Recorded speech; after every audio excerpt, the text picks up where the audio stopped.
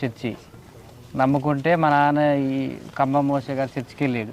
ఇట్లా సువార్త చెప్తే ఎందుకు నమ్మిండు చర్చి? మా నాన్నకి అల్సర్ అయ్యి ఇక కడుపుకి ఇట్లా మా నాన్న చాలా తిప్పినాం. ఒక 5-6 లక్షల దాకా పెట్టిన ఖర్చు. హాస్పిటల్ మంత్రగాలని ఇదని యాడికి పోతూ చికాకులు ఎన్నో రకాలు చెప్పారు. ఇంకా తట్టుకోలేక ఇక ఇట్లా దంతాల పిల్లకాడు దిగితే ఇట్లా రతన్ కుమార్ అమ్మ వాళ్ళు తెలిసినది. అక మేము ఆడ బాధపడుతుంటే వాళ్ళు చెప్పారు ఇట్లా మోసే గారు చర్చికి పోండి, మీరు మంచిగా ఉంటారు, బాగుపడతారు అంటే ఇక సరేలే అని ఇక మా నాన్న వచ్చిండు. నాన్న ఉన్నప్పుడు ఇక వచ్చిన తర్వాత నాన్న కాడ రక్షణ తీసుకుండు.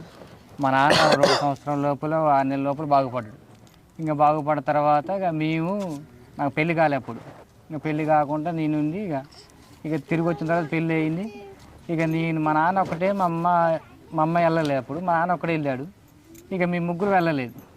ఇక నేను వెళ్ళకుండా ఇక అట్లా 1 సంవత్సరం 2 సంవత్సరాలు పోగానే 1 సంవత్సరం కాగానే ప్రెగ్నెంట్ అయ్యే వరకే ఇక బాబు కూడా పుట్టిన 3 రోజుల కాంచి ఇంకా చికాకులు ఇక ఇబ్బందులు. ఇక ఎన్నో డబ్బులు ఖర్చు పెట్టిన మంత్రగాళ్ళకని చేతబడి సైతాన్లని ఏదో సైతాన్లని ఎన్నో డబ్బులు ఖర్చు పెట్టి దాదాపు ఒక 2 లక్షలు 3 లక్షలు ఖర్చు పెట్టా. ఇక 2-3 లక్షలు ఖర్చు పెట్టినా కానీ ఇక బతకలేదు, చనిపోయాడు. ఇక చనిపోయిన తర్వాత కూడా ఇక సరేలే చనిపోయిందని దేవుడి దగ్గర రాలేదు, రాబుద్ది కాలేదు. ఇంకా అక్కడ హిందూ లోకంలో ఉన్నారా? హిందూ లోకంలో అసలు దేవుని దగ్గర రాలేదు. మా నాన్న ఒక్కడే వెళ్ళేది మీ చర్చికి వచ్చేది. మీరు రమ్మంటే మీకు రాలేదు. తర్వాత కొడుకు చనిపోయిన కానీ ఇంకా మేము రాలేదు. మళ్ళీ అట్లే 1 సంవత్సరం అయిన తర్వాత మళ్ళీ ప్రెగ్నెంట్ అయ్యి మళ్ళీ 8 నెలలు కాగానే కడుపులోనే పిండం చనిపోయింది.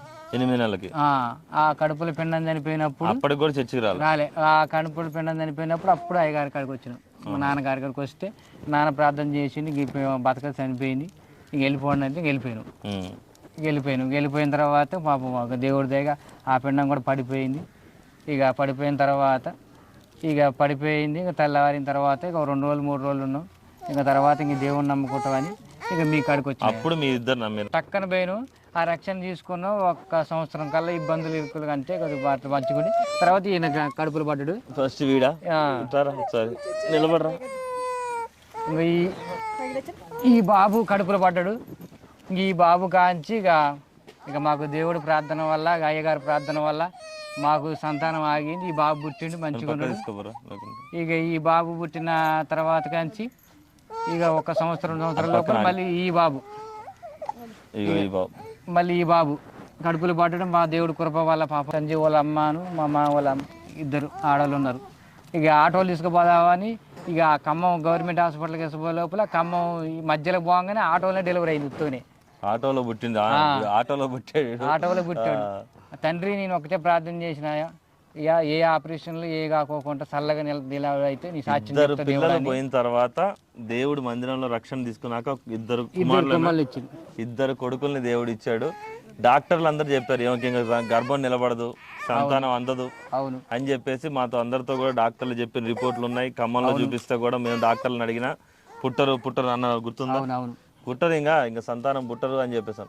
ఎవరికి దేవుడి కృప వల్ల మరి ప్రార్థన చేసిన బండి కొనుక్కున్నాడు, ఆటో కావాలంటే మరి ఏదో వ్యాపారం చేసుకోవటానికి మరి బతకటానికి ముందు భవిష్యత్తు అనుకొని ఆటో అడిగితే ఆటో ఇచ్చాడు దేవుడు. ఇక ఈ స్థలం ఇచ్చాడు దేవుడు. ఇక ఇట్లా బతుకుతున్నామండి. మరి ఈ చర్చి వల్ల ఎన్నో ఇబ్బందులు పడవు, ఎన్నో కష్టాలు పడ్డాం. ఇప్పటి నుంచి ఏ బాధలు లేవు, ఏ శరలు లేవు, ఏమి లేవు. మాకు తిన్నబో కూడా మంచిగా ఆరోగ్యంగా ఉన్నది. మాకు దేవుడి నుంచి కూడా దేవుడు తప్పించి ఈ రోజు ఒక మంచి సొంత స్థలం కొనుక్కోవడానికి ఈ పెద్ద స్థలాన్ని ఇచ్చాడు. మొత్తం స్థలం వారికి దేవుడు కేటాయించాడు. ఆటో ఇచ్చాడు బతకడానికి.